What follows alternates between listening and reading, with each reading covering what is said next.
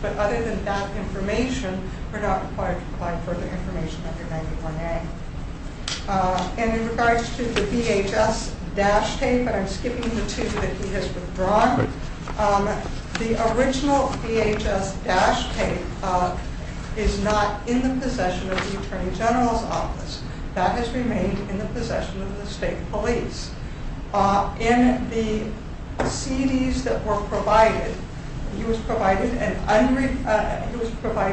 unenhanced copy of the VHS tape, as well as an enhanced copy. We have also told him in regards to his request to review material that was produced in the original release again, that he could contact our office and come in with whoever else he wants to bring with him and view what has been released. But releasing an original of a tape and letting it out of state custody is not required under 91A. We would have concerns about doing that regarding any original document. And while he could presumably make arrangements with the state police to go there and view it, it would not be proper to release the original to him and release it outside of state custody. In regards to the protocol that was released, I can offer copies of that to the court to show you what was released to Mr. King a month ago. He already has a copy.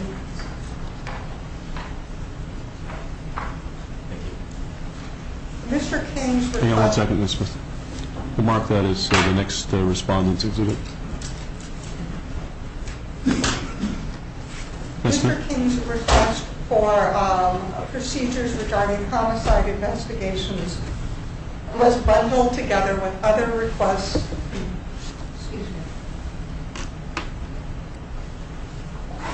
Was made in the, and our office understood it to be made in the context of his other requests, which were focused on Mr. Kenny and Officer McKay's deaths in Franconia.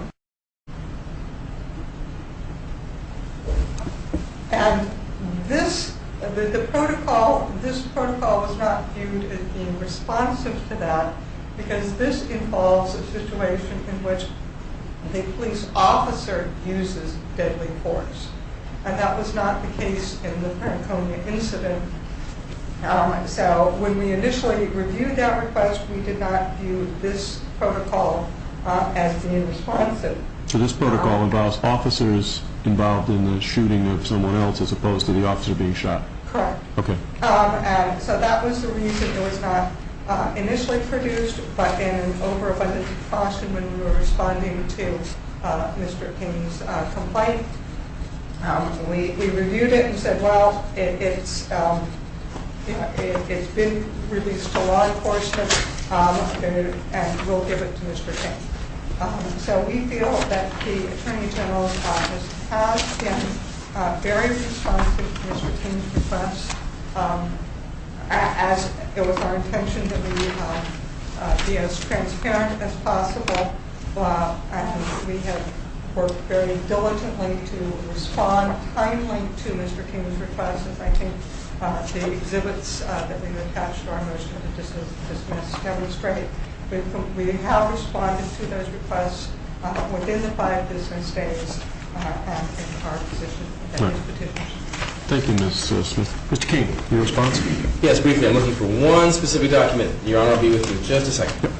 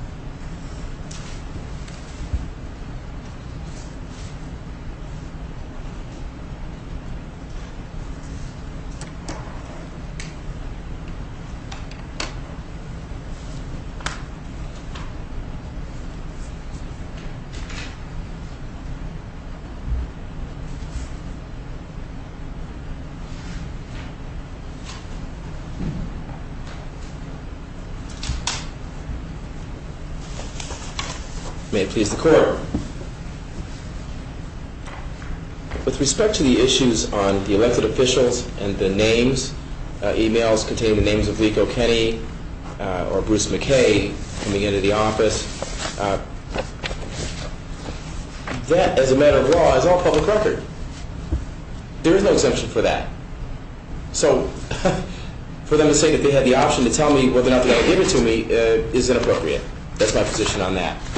My position on that is further bolstered by the fact that, again, the defendant is somewhat victim of her own inefficacy because, again, she or herself sits as a designee on the Right to Know Commission, which is RSA 91A 11 through 15, I believe it is.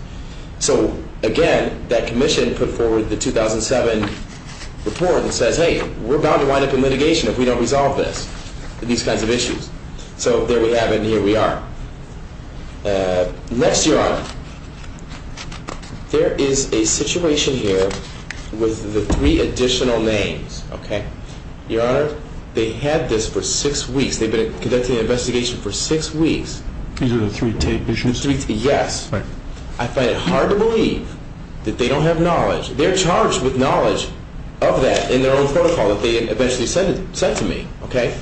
So you view this thing all together, Your Honor, and it's impossible to believe that they didn't know about these. And then you add that to the bullet hole that they've never disclosed to the world, and it makes any reasonable person think twice about what kind of transparency we really have going on here, and do we have transparency and openness. And that's not petitioner's fault. You know, that's because of the inactions of the defendant.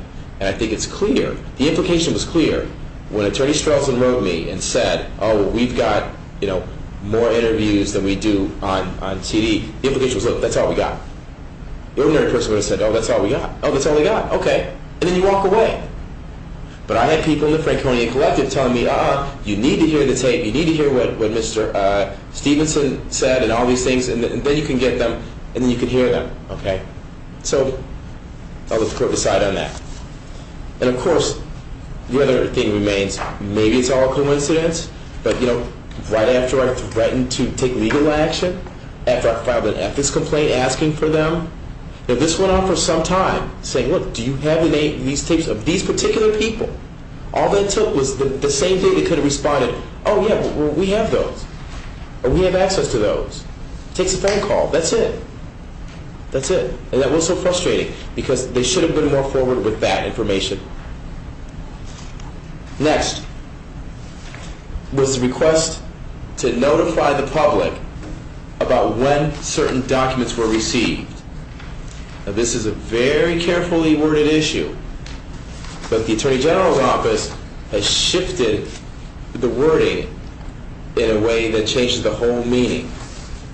I am not requesting that they add any material to a particular document, okay?